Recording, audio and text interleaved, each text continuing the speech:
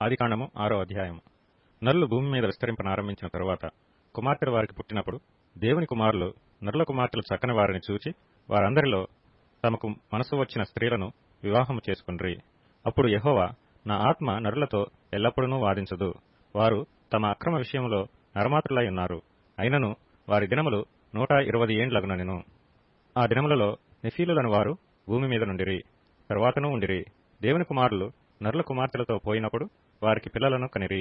పూర్వకాలమందు పేరు పొందిన శూరులు వీరే.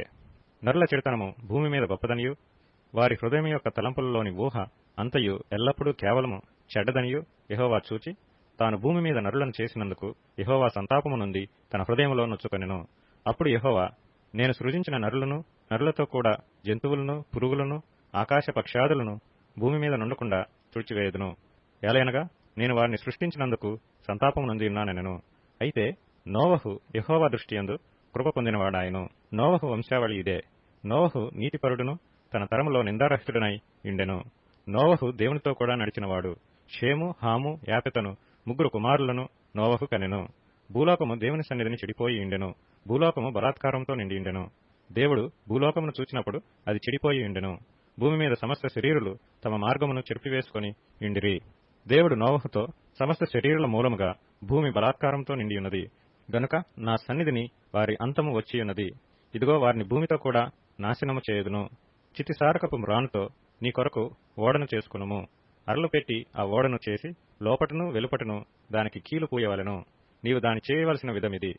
ఆ ఓడ 300 మూరలు పొడుగును, 50 మూరల వెడల్పును, 30 మూరల ఎత్తును గలదై ఉండవలెను. ఆ ఓడకు కిటికీ చేసి పైనుండి మూరెడు క్రిందకి దాన్ని ముగించవలెను. ఓడ తలుపు దాని ప్రక్కన ఉంచవలెను. క్రింది అంతస్తు, 2వ అంతస్తు, 3వ అంతస్తు గలదిగా దాని చేయవలెను. ఇదిగో నేనే జీవవాయువు గల సమస్త శరీరులను ఆకాశము క్రింద నుండకుండా నాశనము చేయుటకు భూమి మీదకి జల ప్రవాహము రప్పించుతున్నాను. లోకమందున్న సమస్తమును చనిపోవను. అయితే నీతో నా నిబంధన స్థిరపరచుదును. నీవును, నీతో కూడా నీ కుమారులను, నీ భార్యయు, నీ కోడండ్రును ఆ ఓడలో ప్రవేశింపవలెను.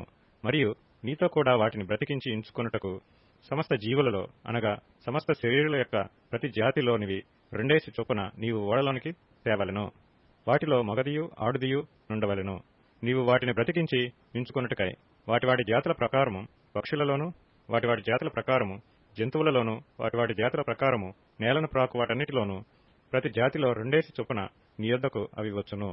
మరియు తినుటకు నానా విధములైన ఆహార పదార్థములను కూర్చుకొని నీ దగ్గర ఉంచుకొనుము. అవి నీకును వాటికి ఆహారమగునని చెప్పెను. నోవహు అట్లు చేసెను. దేవుడు అతనికి ఆజ్ఞాపించిన ప్రకారం యావత్తు చేసెను.